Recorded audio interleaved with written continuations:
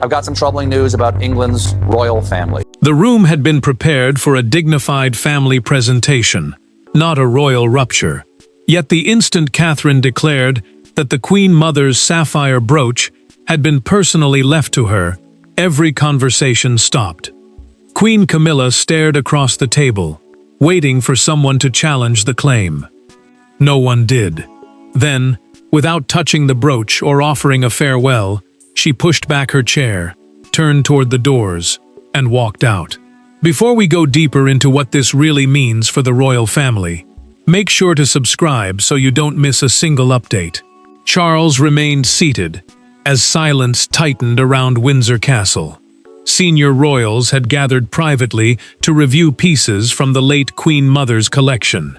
A royal inventory is the official record showing which jewels belong to the crown, which remain private, and who may use them. That distinction now carried enormous weight, because the sapphire was never an ordinary ornament. Catherine kept one hand beside the sealed velvet case. The brooch held a deep blue sapphire surrounded by diamonds, but its deeper value came from the family occasions on which the Queen Mother wore it. To everyone present, it represented maternal authority, continuity, and trust passed quietly between generations. William watched his wife choose each word carefully. Catherine stated that a private inheritance instruction had left the brooch directly to her and placed it under her guardianship. An inheritance instruction is a written direction naming who should receive a privately owned item after its owner's death. She added that the document had recently been authenticated through a recorded legal review after years outside the main palace files. Camilla's expression hardened. She expected the jewel to remain available to the reigning queen and believed her position gave her the strongest claim. Yet Charles offered no defense. His silence hurt more than Catherine's declaration. While William sensed that the family had crossed a line no apology could erase. Camilla asked whether the king had known. Charles hesitated. That pause told her everything. The dispute was not only between two royal women. It involved a husband who let the truth reach the room before his wife. The queen shoved back her chair, and the sharp scrape cut through the stillness. She looked once at the sapphire case, then at Charles, before leaving through the double doors without an aid. William waited until they closed. Then he asked who had hidden the instruction for so many years. Catherine lowered her voice, and her answer pointed toward an older promise made before any of them understood its cost. Camilla's departure shocked the room, but the deeper wound had been created long before Catherine ever opened that velvet case. To the public, it was a dispute over a sapphire brooch. Inside the family, it was something far more dangerous. For Catherine, the jewel represented trust, passed from one generation to another. For Camilla, it represented recognition she believed she had earned through years of scrutiny and service. Between them stood Charles and William, two men bound by loyalty, marriage, memory, and the terrible knowledge that supporting one woman could deeply wound the other. Catherine carried the closed velvet case into a private sitting room, but she did not look victorious. As the future queen, she was increasingly expected to protect heirlooms, connected to continuity, restraint, and the women who had steadied the monarchy during its hardest years. A future queen is the woman expected to become the monarch's consort when her husband takes the throne, carrying both ceremonial duties and the burden of preserving royal tradition. The sapphire therefore represented responsibility, not decoration. William watched her hold the case against her chest, as though it had become heavier since Camilla left. Catherine admitted during their private conversation that she never wanted the brooch to become a weapon against another woman. She feared the declaration had made her appear triumphant when, in truth, she felt guilty. Camilla reached her private rooms, burning with anger. Yet the moment the door closed, her fury collapsed into silence. She had spent years enduring public resistance, judgment, and reminders that many people once questioned her place beside Charles. Historic jewels had become proof that the institution finally accepted her. Losing the sapphire in front of the family felt like being pushed outside that acceptance again. The queen removed her gloves one finger at a time and placed them beside an unopened jewelry catalog. Then she whispered that she had been made to look like an intruder in her own family. The words carried more sadness than rage. William told Catherine that the Queen Mother may have chosen her precisely because she feared the jewel would someday become part of a struggle over status.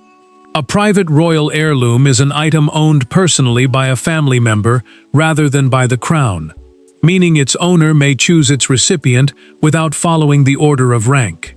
Charles received Camilla's message minutes later. She asked one question.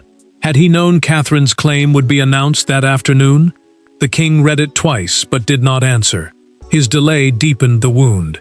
Catherine looked toward William, still burdened by guilt.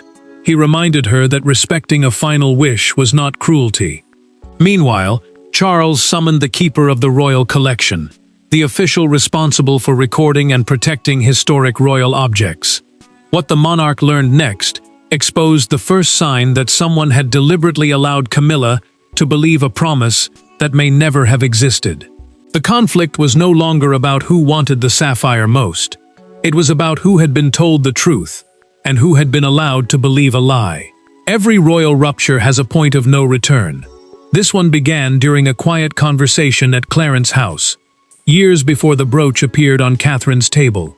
There were no cameras, no formal council, and no public announcement. There was only an elderly royal matriarch, a young woman still learning the cost of palace life, and a promise spoken with startling clarity. Once that promise was uncovered, Camilla's walkout no longer seemed sudden. It seemed inevitable. Catherine had just completed her first major solo charitable engagement when the Queen Mother asked her to remain behind for tea. Clarence's house was a senior royal residence used for both private family life and official duties, but that afternoon, the formality disappeared.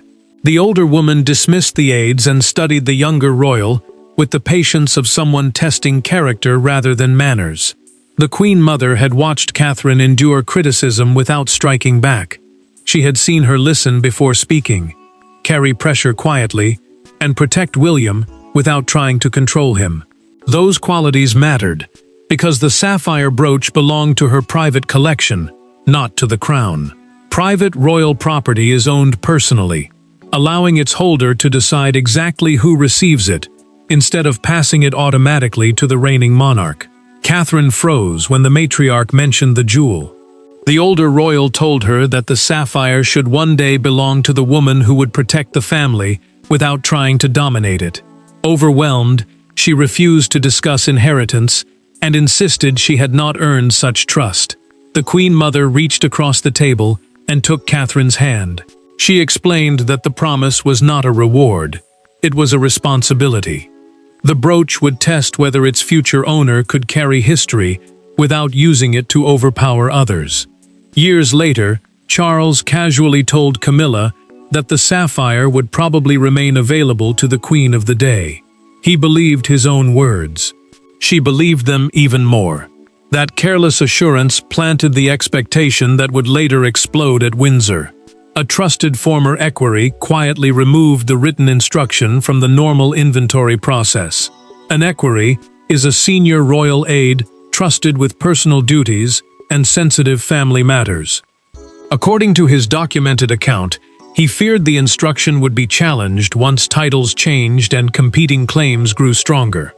William received the sealed confirmation only after Charles became king.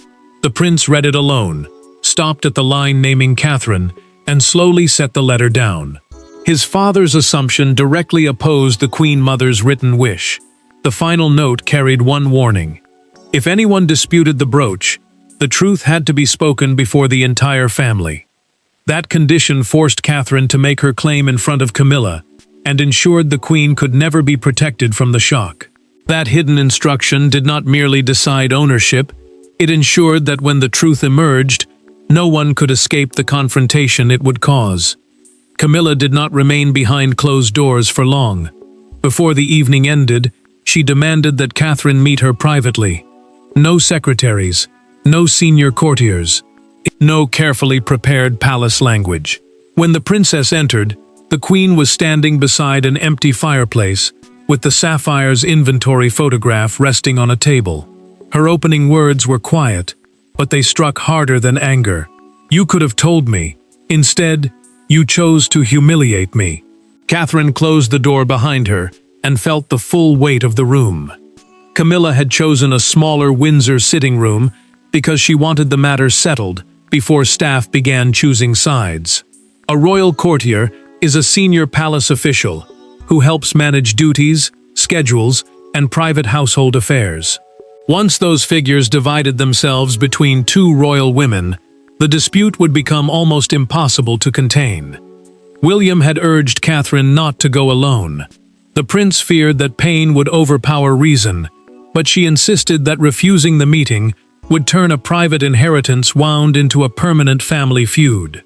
She entered knowing she might leave with no peace at all. Camilla lifted the inventory photograph from the table. She accused Catherine of using the Queen Mother's memory to strengthen her future position while weakening the authority of the present queen. The words came slowly, but each one carried years of resentment. Catherine refused to retreat. She explained that she had not chosen the timing, the secrecy, or the public pressure surrounding the claim. She had only followed a written instruction. Surrendering the brooch now would mean ignoring the final wish of a woman who had trusted her with more than jewelry. Camilla's voice broke. She asked whether Catherine understood what it felt like to spend decades being told she did not belong. The future queen held her gaze and answered, "I understand more than you think, but I will not correct one injustice by committing another." The room changed. Catherine then revealed through the documented legal account that Charles had been given a chance to review the inheritance instruction before the gathering. He had chosen not to challenge it. His silence was not confusion. It was a reluctant decision to let the Queen Mother's wishes outrank his desire to protect Camilla's feelings. Camilla set the photograph down, but her hand trembled. Catherine stepped toward her, then stopped when the older woman raised one palm. "Do not offer me sympathy," the Queen said. "Not after this." Outside the room, Charles waited alone. When Camilla emerged, she looked directly at him and made the next battle clear. The coming conversation would not be about the sapphire. It would be about loyalty. Catherine had defended the inheritance, but Charles was about to face the far more dangerous accusation that he had sacrificed his wife to preserve the crown. Kings are expected to resolve disputes with a word. Charles discovered that one word could instead destroy the fragile balance around him. If he supported Camilla, he would overturn the Queen Mother's private instruction and appear to weaken Catherine's future role. If he supported the princess, he would confirm his wife's deepest fear that the monarchy could accept her service without ever granting her equal belonging. By midnight, the sovereign understood that power offered him no painless choice. Charles summoned the keeper of the royal collection and the palace's private legal advisor after the confrontation ended. The royal collection is the official body of historic objects held for the monarchy, while a private legal advisor handles family ownership matters outside public government business. Both men arrived carrying the same conclusion, and neither softened it. The king listened as they explained that the sapphire brooch had belonged personally to the Queen Mother. Her written direction was valid. Catherine's claim carried legal force because the jewel was private property, and it carried family authority because the instruction named her clearly. Camilla's rank could not erase either fact. Guilt tightened around Charles. Years earlier, he had spoken carelessly and allowed his wife to believe she would someday wear the brooch as queen. He had never checked the records. Now that casual reassurance had become a promise in her heart, even if it had never existed on paper. William refused to let emotion rewrite the truth. The prince warned his father that reversing the decision would make Catherine appear dishonest and would teach the family that final wishes could be destroyed whenever royal pressure became strong enough. He understood Camilla's pain, but he would not let that pain become Catherine's punishment. Charles dismissed the advisors and remained alone with his son. The monarch rubbed his forehead, admitted he had failed to ask the right questions, and said he could hear Camilla packing drawers in the rooms above them. William heard the fear beneath those words. His father was not only losing control of a dispute, he feared losing his wife's trust. The legal advisor had left behind one final revelation. According to the documented inheritance account, the Queen Mother included a second instruction. Once Catherine received the sapphire, it must never enter the general royal collection.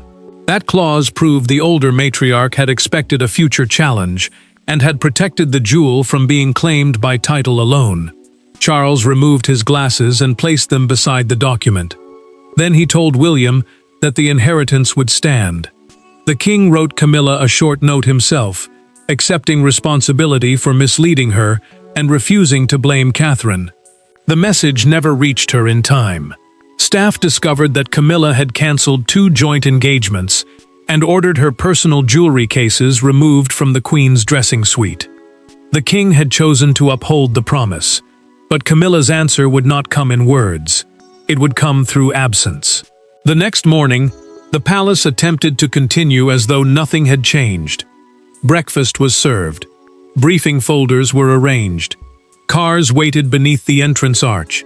But one place remained conspicuously empty, the chair beside the king. Camilla had withdrawn from the day's engagement and refused every request to reconsider. The missing queen became more powerful than any statement. And throughout the household, one question spread rapidly. Had she stepped back for a day, or walked away from Charles himself? Camilla cancelled the scheduled joint reception and cited the need for private reflection, but she refused to approve the explanation prepared by palace staff. A joint reception is an official event attended by 2 senior royals together to show unity and support for a public cause. Her absence therefore carried more than personal meaning. It suggested fracture at the highest level. Senior aides moved quickly to contain the damage. Some sympathized with the Queen's humiliation, while others believed Catherine had simply honored a valid inheritance. The division mattered, because household loyalty shapes everything from schedules to public messaging, and once staff begin choosing sides, private pain can become an institutional crisis. Charles entered the reception alone. The king glanced toward the place prepared for his wife, and disappointment crossed his face before he forced himself to greet the guests. He carried on, but every handshake reminded him that Camilla's silence was now speaking for both of them. Catherine learned of the withdrawal moments later and blamed herself. William stopped her before guilt could harden into surrender. The prince told her that another person's pain could be real without making her own actions wrong. She heard him, but the closed velvet case still felt like a burden. Camilla opened an empty jewelry drawer in her private suite. She had once imagined the sapphire resting there.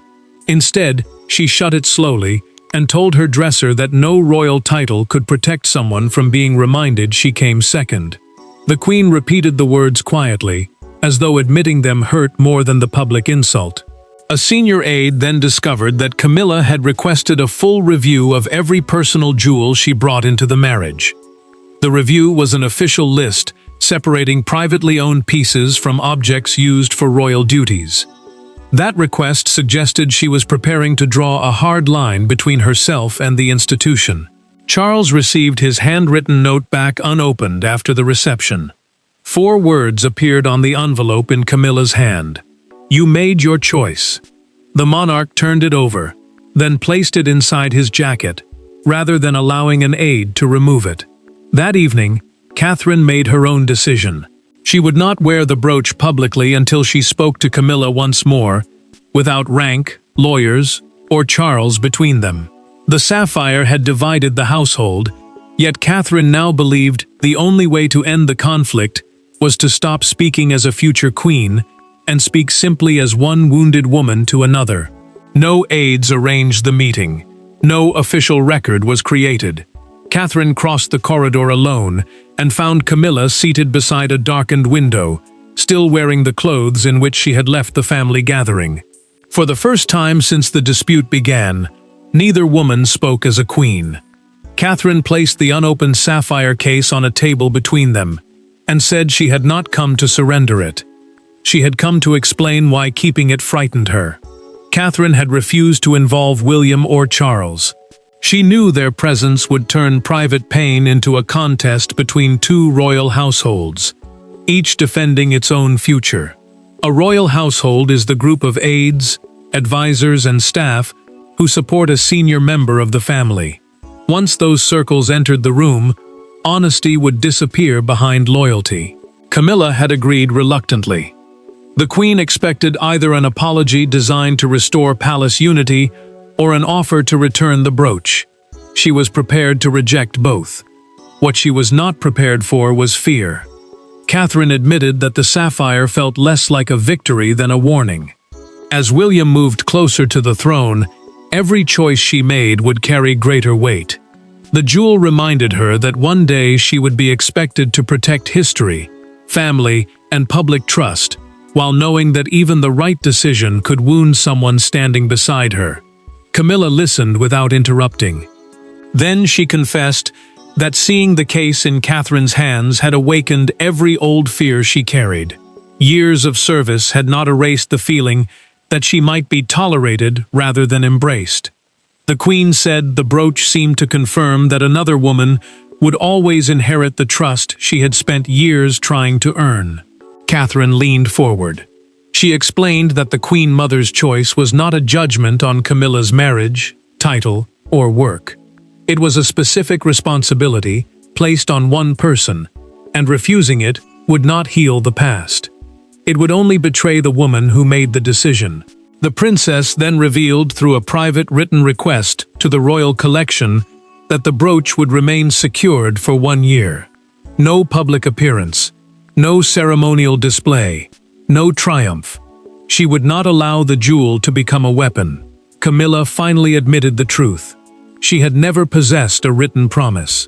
Her certainty came from Charles's careless reassurance and her own desperate need to believe it. The Queen touched the velvet case but did not open it. After a long silence, she slid it back toward Catherine. "Then carry it for the reason she chose you, not for the reason I feared." Camilla agreed to return to public duty, but she demanded one final act before peace could hold. Charles had to admit that his silence and assumptions created the humiliation neither woman deserved. The two women had reached an understanding, but reconciliation inside the family would remain incomplete until the king accepted his own part in the wound. By the following morning, the private rupture belonged to the nation. The sapphire brooch appeared across television screens, newspaper stands, and crowded pavements outside royal gates. Yet the public response was not as simple as choosing Catherine or condemning Camilla. Some saw the preservation of a final royal wish. Others saw a queen publicly reminded of her contested past. Britain was no longer debating jewelry. It was debating belonging, inheritance, and whether forgiveness could survive comparison. Palace communications confirmed that the brooch had been privately left to Catherine, but refused to discuss the argument or Camilla's withdrawal.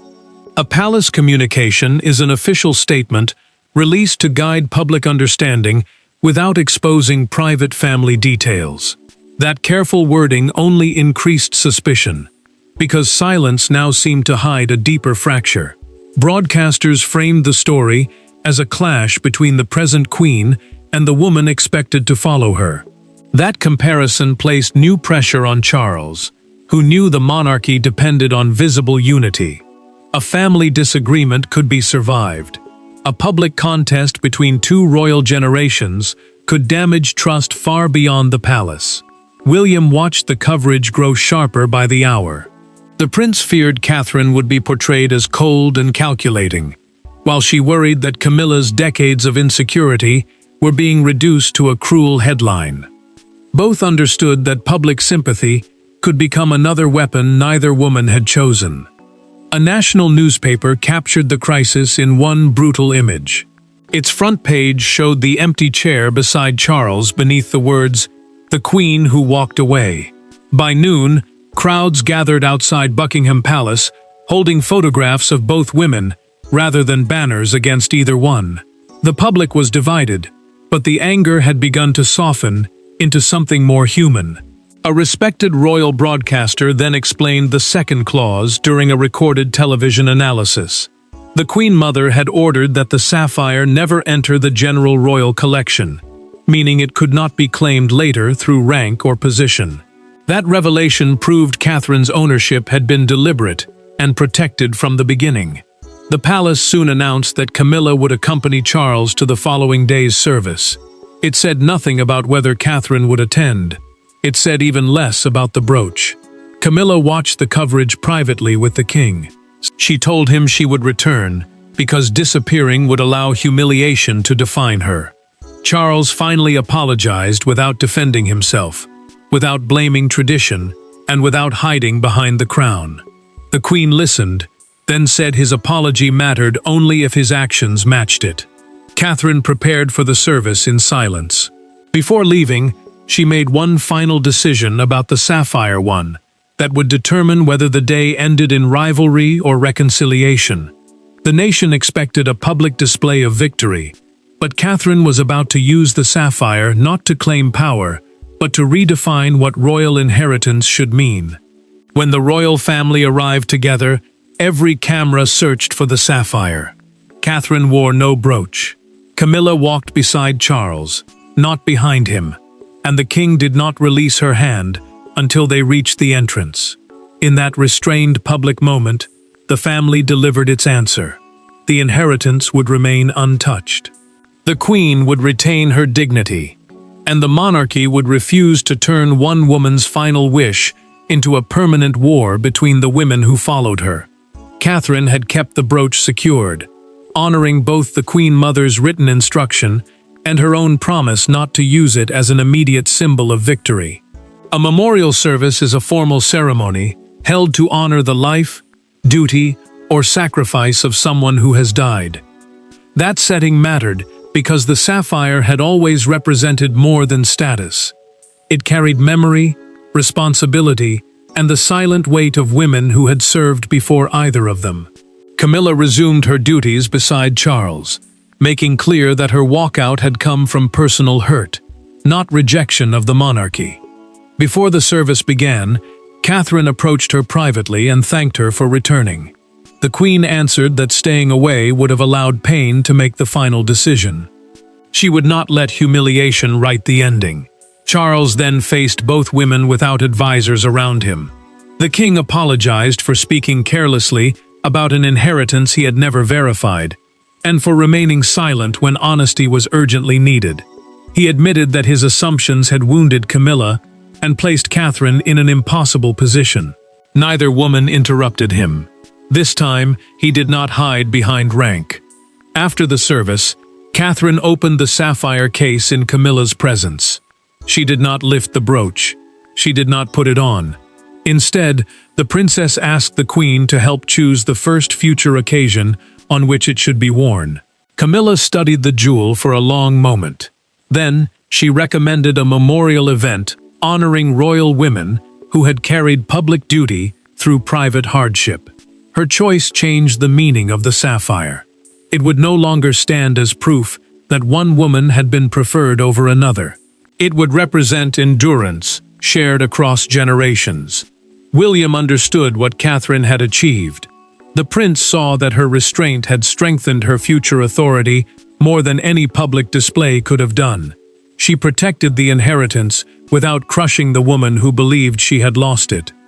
Camilla's walkout proved that titles cannot erase insecurity. Catherine's response proved that true royal power is measured by how carefully victory is carried. The sapphire remained with her exactly as the Queen Mother intended. The Queen kept her place beside Charles, and the monarch accepted responsibility for the wound he helped create. The palace doors had closed on anger and reopened on acceptance. The sapphire belonged to Catherine, but the final dignity of the moment belonged to them all. Thanks for watching. Please don't forget to like and subscribe, and we will see you in next one.